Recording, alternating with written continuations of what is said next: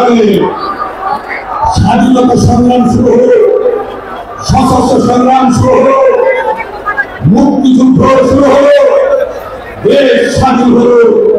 আবার এক ক্রান্তিকালে যেমনি বলেছিলাম মেজর জিয়া বলছি, ঠিক তেমনি ভাবে আবার সিপাহী জনতার স্বতঃস্ফূর্ত শান্তিপূর্ণ বিপ্লবের মধ্য দিয়ে জিয়াউর রহমানকে আবার বাংলাদেশের জনগণ ক্ষমতায় বসাবে।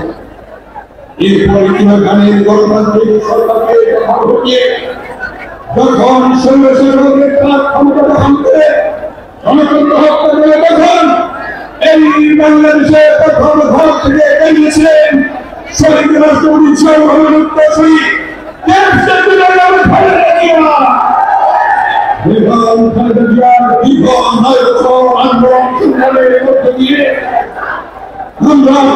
নতুন করে সেই গণতন্ত্র পাওয়ার পিছনে আপনারা দেখেছেন এই সর্বদলীয় ছাত্রদের আন্দোলনের মধ্যে এই জায়গায় প্রথম আমাদের উপর আক্রমণ করে এবং এর পরবর্তী সমাবেশ ছিল প্রেস ক্লাবে। সেই প্রেস ক্লাবে দাঁড়িয়ে যখন আমরা বক্তব্য রাখছি প্রেসিডেন্টকে নিয়ে, সেদিন আজকের বিএনপি ভারপ্রাপ্ত চেয়ারম্যান তারেক রহমানকে ঘেরাও করে নির্যাতন করেছিল, তাকে লাঠি মেরে করেছিল, তারপর নিপীড়ন করেছিল। এখনো তারেক রহমানের পিঠে 11টি স্লোগান আছে।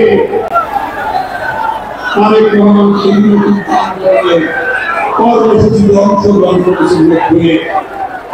আমার পরবর্তী জানেন, তার পরবর্তী বছরে প্রায় 1 বছর দেশ তারেক রহমান আন্দোলনের কর্মসূচি করেছেন। সেই আন্দোলনের লক্ষ্য নিয়ে আপনারা দেখেছিলেন, সেই কথাটি শুরুর প্রসারী চিন্তা করে বলছিলেন তারেক রহমান পথে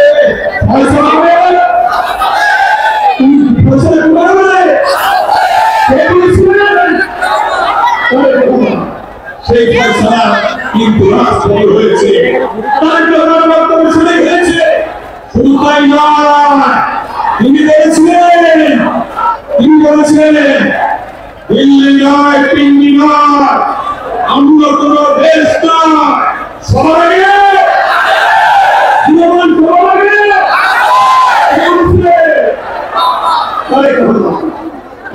দেশ থেকে যে চলন্ত দৃষ্টান্ত সবার আগে বাংলাদেশ, সেই বাংলাদেশকে নিয়ে এগিয়ে যাওয়ার জন্য তারেক রহমান আজকে আপনাদের সামনে এসেছে। আমরা চাই দ্রুত সম্ভব তারেক রহমান বাংলাদেশে আমাদের 2 হাত তুলে নেন।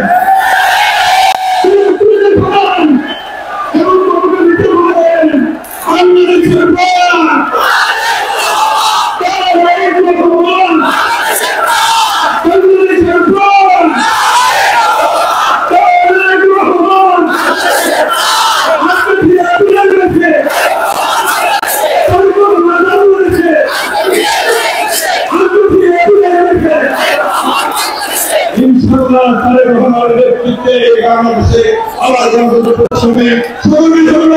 আল্লাহ হাফেজ। বাংলাদেশ